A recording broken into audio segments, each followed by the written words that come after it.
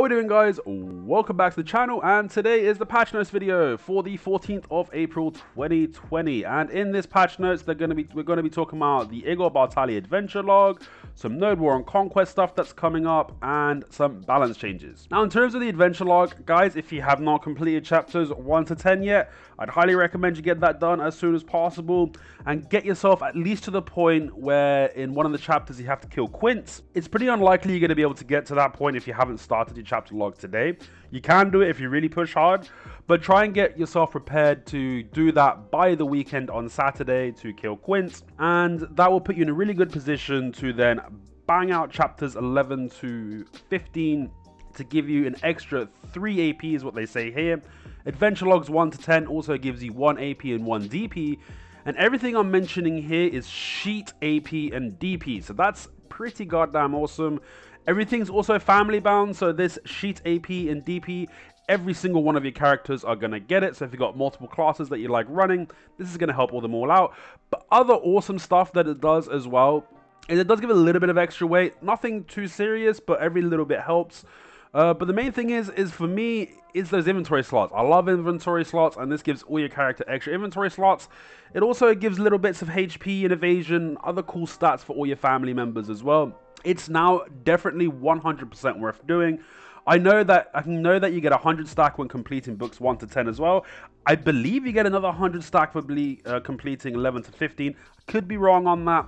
And I do know for a fact that 1 to 10 gives 1 AP DP. And I know for a fact, because they're saying it here, that 11 to 15 gives 3 AP.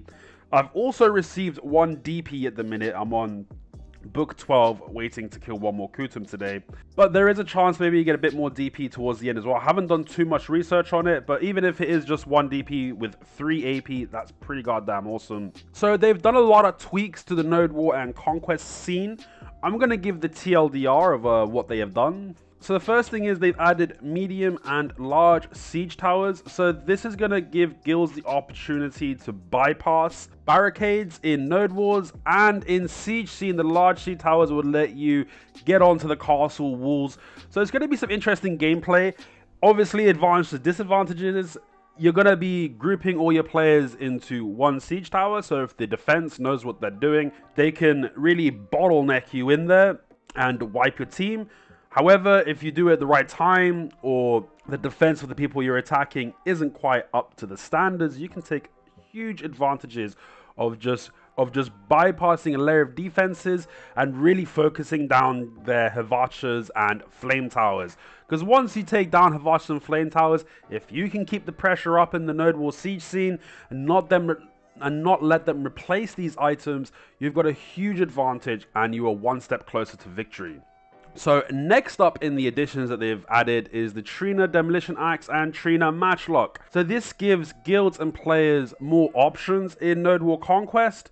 The Demolition Axe is an item that you can equip to your character, and your character will then do huge amounts of damage to structures, stuff like barricades, flame towers. If you really want to try and burn something down, it sounds like it's going to be pretty good.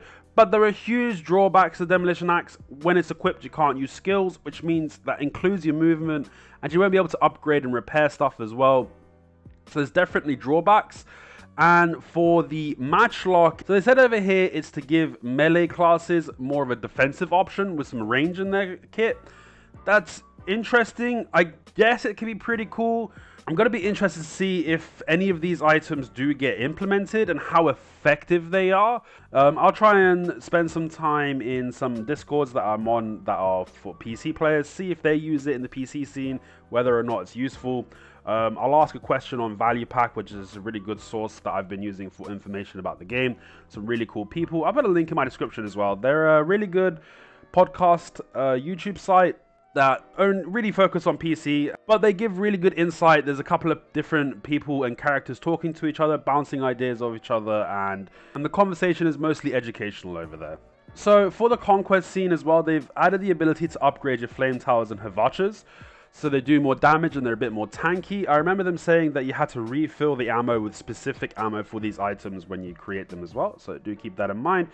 So in my opinion, it's pretty good for them to bring this to the Conquest scene. And maybe in the future, this might be a good idea to bring to the 100-man Node War scene as well. Because again, in 100-man node war scenes, if guilds bring their full capacity over, stuff like the just Havacha especially just gets deleted so fast. So for this next section here, upcoming node war changes, there is a dev note that they want to revamp the conquest and the node war scene, but they're not quite ready to do it. But what they have done is set themselves a foundation to be able to change different tiers of node wars and conquests independently in the future, as before everything used to be tied together. So a Havacha in the conquest scene used to be the same as a Havacha in a T1 to a T4, same price, same durability. Now they've kind of just like split everything off, and they've done some changes at the minute. So everything in the T1 scene is slightly cheaper than T2, and T3 is slightly more expensive than T2, so on, so forth, and the Conquest being the most expensive one out of all of them. And what they've done as well, they've changed the durability of some items depending on the tier. So a T2 is 33% stronger in a T1 in terms of the forts, the flame towers, the Havacha, the wooden fences, the HQ, and the command post. So this, in my opinion, is good. Whether or not each jump in tier is overtuned or undertuned, time will tell. I don't have that information to give to you. So other conquest changes, the T4 Havacha and the flame tower in conquest has got a 50% human damage increase, which is pretty significant. We're not going to know until the conquest comes about how much extra damage it is, but right now, if you hit a group of people with 2 Havacha shots, so let's say there's like 20-30 players on your barricades, and 2 Havachas hit these 20-30 players at the same time, this usually drops them anywhere between 30 to 50% HP, depending on their gear. Now, with the extra 50% damage against humans, this might end up killing some of the lower geared peoples in Conquest, which is pretty significant. So this is something I'm not too exactly sure on what they mean. I'm just going to give my interpretation of what I think, and if I got it wrong, just leave it in the comments down below. But it looks like they're adding option to craft your own custom barricades in the Siege Weapon Workshop, which can be upgraded. Then if we look down here, there's another little note saying sturdy barricades crafted from the Siege Weapon Workshop is not restricted to node tiers and can be used in Conquest Wars. So it sounds like it's just a better wooden barricade, and what it looks like is got 60% more durability compared to the regular barricade, and then it's 2 times stronger than iron barricade. That's pretty significant, because iron barricades are pretty strong, so if this is something that we can craft, it's going to make a huge difference if you really want to be competitive in that scene. And if on top it gets affected by how strong they are, depending on which tier you place it on, these things are going to be beasts and pretty hard to get through. So that's definitely interesting. We're going to have to see how that plays out in the Node War and Conquest scene. And then some removed items here. So since they've made all these changes and they've split all the tiers, they've added, what it looks like to me, what they've done is they've added separate coded items for each tier, whereas this old stuff was one coding. So what I'm trying to say is, before, the stuff that we had in the game, like I said, it was the same flame tower in T1, T2, T3, T4, and Conquest with the same coding, whereas now, because they've split it, it's technically 5 different flame towers in each section with different codings, allowing them to do more micro adjustments on their side. That's what it looks like to me anyway. So they've just removed all the old coding and replaced it with all the new coding that you see up here. So another good thing that they've done is the node restructuring. I'm very much in favor of this. They removed a bunch of nodes in the node war scene to reduce sniping and increase fights. I'm happy with this for sure. I think this is going to be very good for the community. I know some guilds are going to be upset. They'd like to get the free snipes and get some extra guild funds. But in terms of keeping the game fresh and competitive, I believe this is an overall benefit for the game. This is actually something that was extensively talked about on the Value Pack podcast that I mentioned earlier. So I'm very happy to see that PA do listen to people in their communities and they do make adjustments where they think is necessary. And since they've reduced the node, they've also restructured some of the nodes. So they've changed the tiers to rebalance the tiers that are available from the nodes that we have remaining. So if you want more information, you just have to read this table here. So item changes, they've increased the maximum price of Pen Ogre Ring and Pen Crescent Ring, 30% for the Ogre, 20% for the Crescent. As far as I'm aware, none of these pens have been sold on EU servers. I don't know about NA.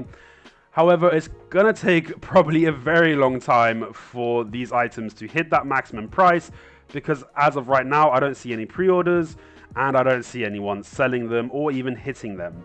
So this looks like a little bug fix. If you used to DC and you had items in this gear bag, it would get unlocked when it used to be locked. They're just making sure that doesn't happen anymore. And this last little one here is pet skills. As soon as you take them out, they can do their skill.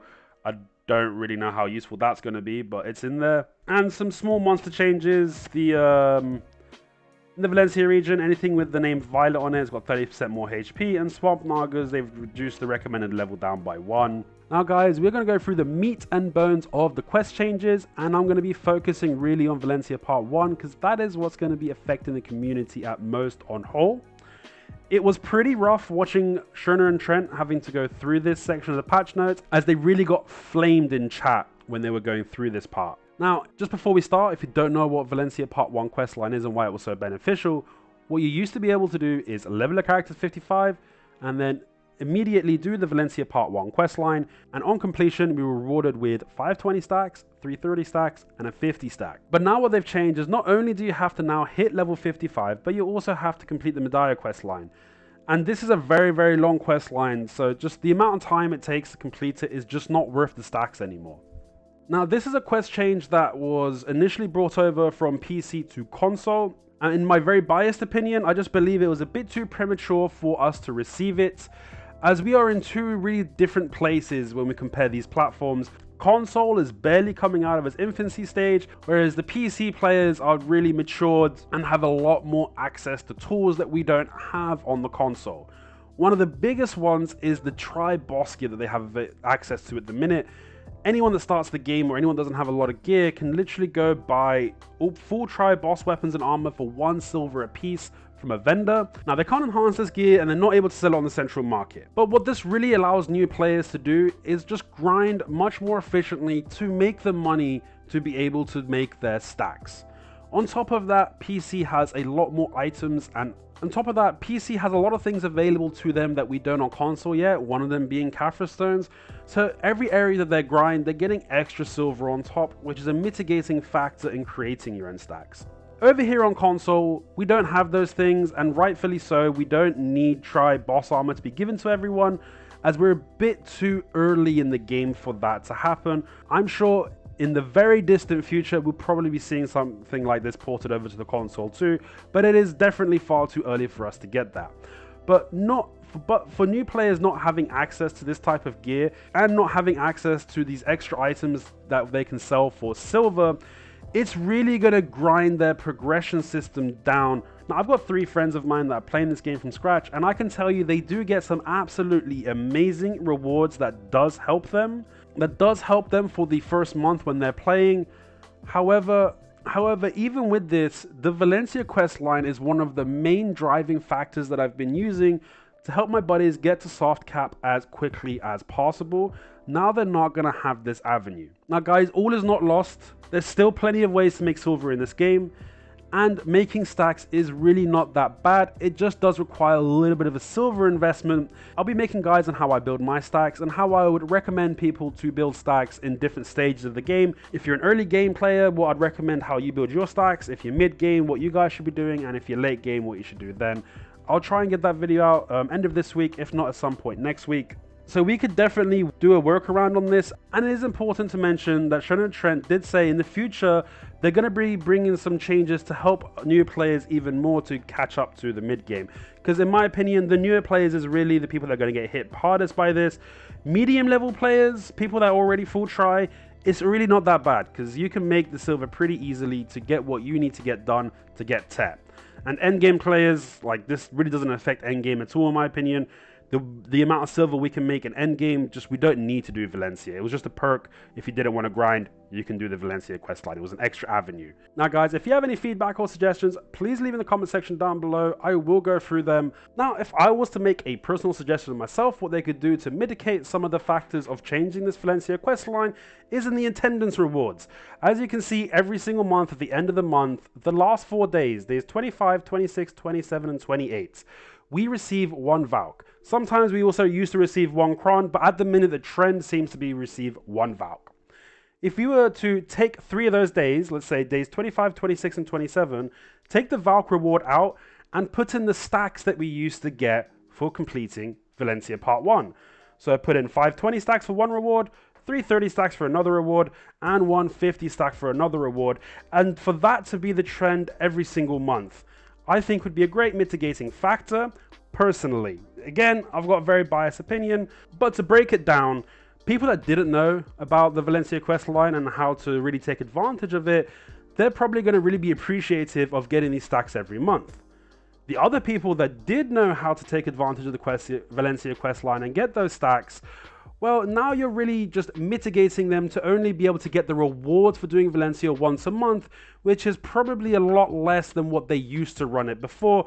I'd imagine most people probably ran the Valencia quest line around once a week. But that is my suggestion, and you don't have to put those rewards at the end of the month. Again, if you want people to be able to access these stacks without having to log in every single day, you could put these rewards a bit earlier up. Let's say in week 1, you get the 520 stacks. In week 2, you get the 330 stacks. In week 3, you get the 50 stack. Now for the other changes, all characters that use a Black Spirit Rage move will dismount people off their horses. So it doesn't matter which Black Spirit Rage move you use, whether it's 10, 25, or 50%. They will dismount anyone that's on a horse, and this is just basically listing all the moves for all the different characters. Now again, this really affects more PC than console because we don't have access to dream horses, and horse combat is not a big thing on the console because of that. Now finally, for the specific character changes, the sorceress gets a little bit of a buff, so now she can obtain fragments of darkness when hitting people successfully with the following skills: Dead Hunt, Engulfing Shadow, and Abyssal Blow. Now for the Musa buffs, this was just a little bug fix. There was some accuracy descriptions that was omitted from /Twister and extra credit. But into the meat and bones of it, Crust Crusher, skill has now got the crit hit rate applied in PvP. That's a pretty big buff right there. It also pulls enemies together, but this is only a PvE buff. They've also increased the activation speed of Crust Crusher and decreased the cooldown by 3 seconds. So it went from a 20-second cooldown to a 17-second cooldown. That's a pretty significant buff right there. And they've changed the CC effect of Twister from a stiffness to a float. I know, listening to the value pack again in terms of these Musa buffs, obviously it's good, but most Musas say they'd rather see the other abilities be buffed rather than their strongest ability, because most Musas are actually pretty happy with Crust Crusher. They wanted the other abilities in their kit to get buffed, but at least they are doing something, and they explained why they're doing it in their dev kit. They just felt that Crust Crusher was a bit too slow and the animation wasn't good enough, and now Musas can use the Twister to kill people by changing it from a stiff to a float. So overall, that is still pretty good for the Musa. Now for the Maywa buffs, they've just changed the combo flows. So after Stigma, you can now use Flow Cloud Stab. After Flow Cloud Stab, you can then use Flow Moonlight Dash. And after the second hit of Peto Drill, you can cancel into a Moonrise. So that's some good stuff for the Maywa. On Shy, they just fixed an issue where the skill effect wasn't shown for hops 2 and 3. And they also fixed another issue where the Black Spirit Get Well didn't apply when the world boss was summoned. And for the Stryker buffs, the damage of Landbuster is not going to be decreased even if the Infernal Destruction's on cooldown. And they can now combo Skull Crusher after using Flow Crosswind. And now they also give the option of using Flow Bite Off after Rampaging Predator faster than you used to be able to do it before. They decrease the movement slowdown after hitting an enemy with a Spiral Cannon. And they've also increased the animations of some of the skills: Endless Explosion, Fallout, Silent Step during Awakening, Flow Crosswind while using Spiral Cannon, just to improve that Stryker kit. Also, the second and third hits for the Ultimate Crush will now be used faster on consecutive use. And now you can use Rampaging Predator in the pre-awakening state. So for the last couple final changes, bows that are destroyed will now have an entry written down in your journal. I think this is basically like someone kills your bow, you're gonna know who it is now. Also, they've changed the Altar of Blood. You have to have full HP to go in it. So if you take any damage while queuing, you're going to be taken out of the queue. So that is an important one to note. They fixed an issue with some items just didn't get placed on tables properly in residences. They applied some fixes that will help you improve the frame rate when acquiring some items, knowledge, and skills. And finally, they reduced the amity you need to buy some donkey gear to 50 instead of 500. So, I mean, I guess that's cool. Guys, it was a bit of a longer patch notes than normal, but there were some important changes I want to go a bit more in depth on this one. I hope you enjoyed. Please leave your feedback and comments in the comment section down below, and I'll catch you guys in the next video.